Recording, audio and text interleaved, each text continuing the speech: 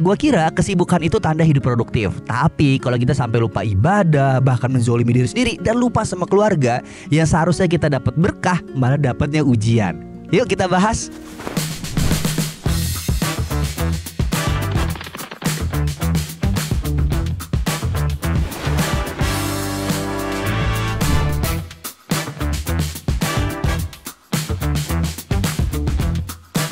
Ngopi bareng Ustadz. Yuk kita bahas.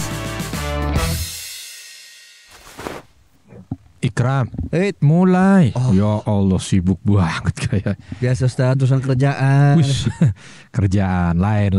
Ya, sekarang kita hidup di kota besar Ustadz ya. Kadang kita tuh mikir berangkat berangkat gelap, pulang gelap juga. Wush. Sampai akhirnya kadang beberapa kali kayak sholat telat, ibadah juga telat.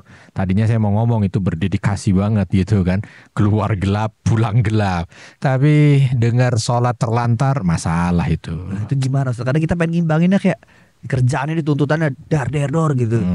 Ya. Jadi gini, memang kerja itu ibadah. Ya, bahkan mungkin kerja itu jadi ibadah terlama. Ikram sholat berapa menit? Paling 7 menit, 5 menit. Wih, keren deh, 7 menit. Ya. Oh, ya, Iya, kan berarti kan 7 menit. Biasanya orang sholat tuh kan kalau 4 rakaat ya taruhlah 4-5 menit. 7 menit itu udah bagus gitu maksudnya, udah bagus. Sholat cuma 7 menit paling lama, 5-7 menit. Terus misalkan kita Ramadan, puasa berapa lama? Paling 12 jam, 14 jam ya kan. Kalau kerja luar biasa, itu pun hanya 1 bulan. Iya. Ramadan itu kan. Kalau kerja tiap hari dari jam 7 sampai jam 5, dari jam 7 sampai jam 5 kalau karyawan. Kalau kayak Ikram, dari jam 7 sampai jam 7 lagi, sampai jam 7 lagi, sampai jam 7 lagi ya. Kosong-kosongnya hari. Ya, kosong nggak usah diomongin. Artinya itu kalau menjadi ibadah luar biasa kan, lama banget tuh. Sebab orang kalau ibadah itu, kalau orang kerja itu, ketika dia keluar rumah lalu dia niatkan untuk ibadah, itu sampai selesai, sampai masuk rumah lagi, itu pahala ngalir terus. Jadi kayak argo tuh, dia jalan kaki misalkan nih, bukan jalan kaki melangkah, kaki kanan diangkat, pahala ditambah, kaki kiri diangkat, dosa diampuni, terus begitu. Bahkan kata Nabi SAW, ada dosa yang tidak diampuni dengan sholat dan zakat. Apa itu? Tapi dosa itu bisa diampuni dengan capeknya kerja seseorang. Jadi kalau ada orang capek luar biasa kerja, masuk ke dalam rumahnya lagi, itu bisa menjadi satu tabungan luar biasa yang membuat dia itu mendapatkan pengampunan dosa yang tidak diampuni dari sholatnya, tidak diampuni dari zakatnya. Jadi luar biasa. Tapi kalau dalam kerjanya melalaikan akhirat, nah tuh, saking sibuknya kerja, terus sholat tertunda, antar dulu ini. Toko lagi rame, tiba-tiba adzan, Allahu Akbar. Nah, kira-kira gimana?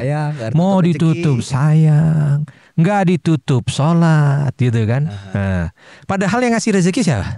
Allah yang lagi saat itu manggil dia, gitu loh, ya kan? Artinya kadang-kadang memang kita ini perlu untuk menyadarkan diri kita pribadi bahwa secapek apapun kita akan mengubur rezeki, tetap kembalinya kepada yang memberi rezeki, yaitu Allah.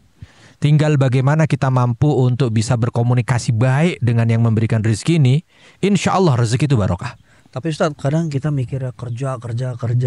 Kita masih tadi kan Ustaz bilang rezeki itu pasti di otak kayak kita, entah butuh corporate ataupun karyawan ya. Uang. Nah, itu bedanya. Jadi rezeki itu jangan asumsinya uang, enggak. Rezeki itu banyak macamnya. Ada kadang orang rezekinya 30 juta.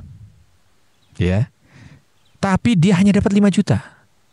Bukan berarti rezekinya hanya 5 juta, enggak. Yang 25 juta di-convert oleh Allah. Mungkin di-convert jadi kesehatan. Seandainya kalau dia berobat dari sakit yang menimpa dia, harganya segitu, ya kan? Atau mungkin rezekinya di-convert ke tempat yang lain. Mungkin mudahnya mengatur anak-anaknya, ya kan? Nah, ini kadang-kadang orang tuh ngelihatnya hanya sekedar rezeki, hanya sekedar uang. Bahkan ada kadang-kadang mengorbankan keluarganya, ya kan? Dia bilang, saya ini keluar gelap, pulang gelap untuk keluarga, gitu kan? Begitu keluarganya ditanya, Kami nggak mau itu. Gitu loh.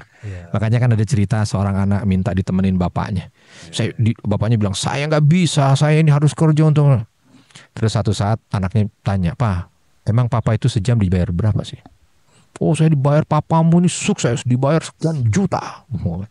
Akhirnya satu saat anak itu bilang sama bapaknya, nih duit sekian puluh juta. Dibayar.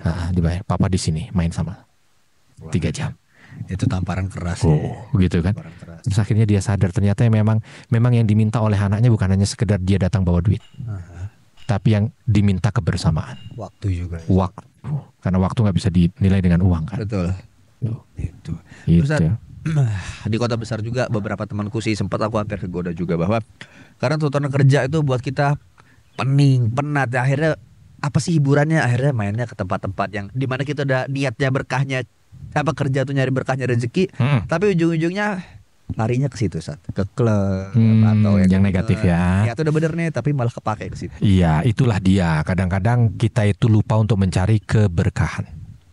Rezeki itu bukan cuma uang, dan rezeki itu bukan cuma cari banyak, tapi rezeki itu cari berkah.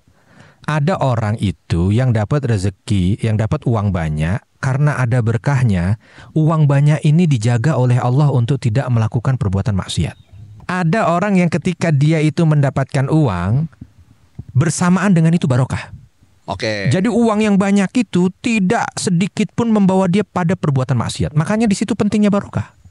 Tapi ada orang yang ketika dia mendapatkan uang, nggak ada nilai barokahnya, begitu mudah dia untuk melakukan perbuatan-perbuatan yang punya nilai maksiat, negatif. Jadi kalau kita perlu untuk melihatnya di situ ya. Jadi jangan sampai kita hanya sekedar melihat jumlah tapi tanpa memperdulikan. Makanya ada istilah uang panas, ada istilah uang dingin.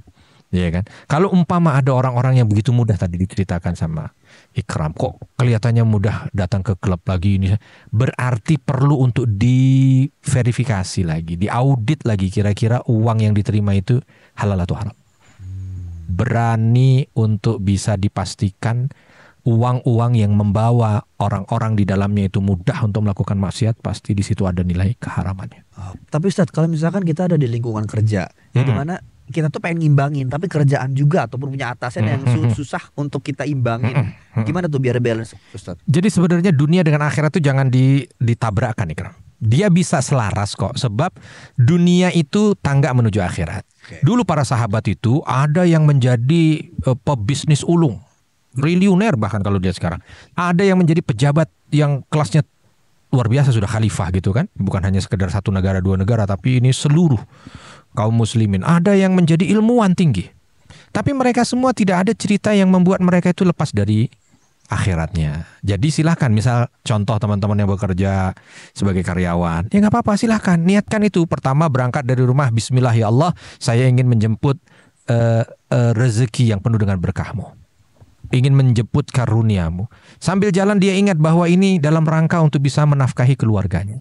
Sampai di sana bekerja dengan baik, rezeki dari Allah. Memang kalau seolah gaji kita lihat perusahaan yang ngasih, ya, perusahaan yang memberikan dia gaji bulanan, tapi pada hakikatnya Allah. Sehingga yang betul-betul menjadi acuan dia adalah Allah.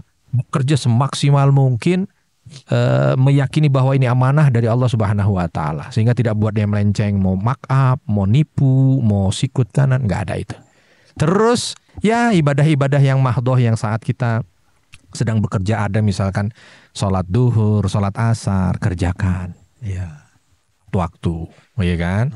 Lihat pekerjaan kita itu jangan ada singgungan dengan haramnya. Jangan kerja di tempat prostitusi. Nah, gitu lah. Duitnya gede tapi Ustaz, udahlah. Nah, kalau misalkan terima kerja nih Ustaz, mungkin sebagian ya para haji muda juga ada yang ada di posisi ini. Pertama kerja atau lagi kerja, aduh Ustaz aku udah ngelamar sana sini tapi keterimanya di bank. Apapun bentuknya, diterima dimanapun, kalau itu ada nilai haramnya di dalam agama, sudah deh, lebih baik jauh dulu. Apapun itu. Wah, saya di tempat perjudian Ustaz, kesana kemari nggak diterima, terimanya cuma di sini dan ini gajinya gede Ustaz. Itulah ujian buat kamu. Tahan itu.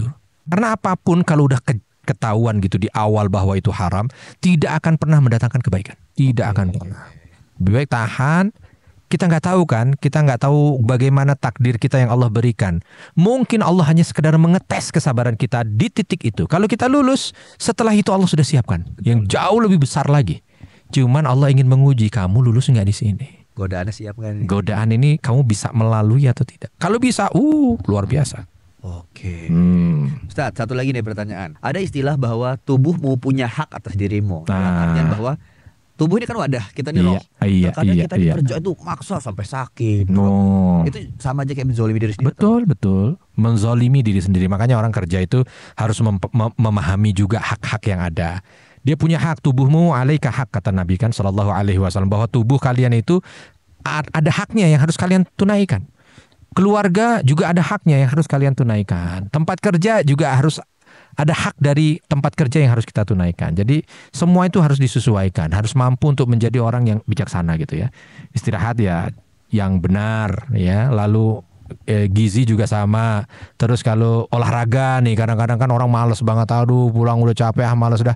Terus kalau hari libur pengennya tidur, ya nggak mau diganggu apa segala macam. Padahal belum tentu tidurnya itu baik ya kan. Nah lebih baik olahraga dibanding dia mungkin tidur apa segala. Nah itu perlu diperhatikan semuanya. Karena apa? Nanti kalau ada sesuatu yang tidak dia berikan, kita tidak bicara dosa atau tidak, tapi dia sendiri yang akan terkena imbasnya. Ya, contoh misalkan kalau dia nggak pernah olahraga, nggak pernah makan yang bagus, dia sakit. Itu kan diantara efek buruknya. Dan mungkin buat teman-teman yang semangat bekerja buat keluarga, buat orang tua, semoga aja kalau sakit itu ikhlas, insya Allah. Sakit itu kan mengurangi dosa, Ustaz ya. Kalau sakitnya itu bukan disebabkan karena dia, gitu kan. Kadang-kadang ada orang yang sakitnya itu dia gitu loh yang menjadi penyebabnya. Contoh tadi yang saya pokoknya 3 hari nggak tidur terus makan nggak diperhatikan, dia sakit. Ya saya nggak bisa bilang ini kan sakit dia yang menyebabkan. Tapi kalau contoh misalkan ada sahabat haji muda yang sudah menjaga segala hak yang harus dia berikan pada tubuh, terus dia kena sakit juga, itu penggugur dosa. Mungkin dalam kerja-kerjanya ada dosa-dosa yang nggak terhapus dengan istighfarnya, dengan kerjanya insya Allah terhapus. Asal dia menerima dengan ikhlas. Iya, dengan sakitnya itu terhapus asal dia sabar menerima. Oke, jadi teman-teman haji muda udah bisa tahu ya apa yang harus dilakuin ketika kita terlalu sibuk kerja sampai lupa sholat. Kan bahasanya di zaman sekarang itu anak muda, lo lebih takut sama yang ngegaji lo dibandingkan Allah yang menciptakan. Ya Allah, hati-hati itu dalam.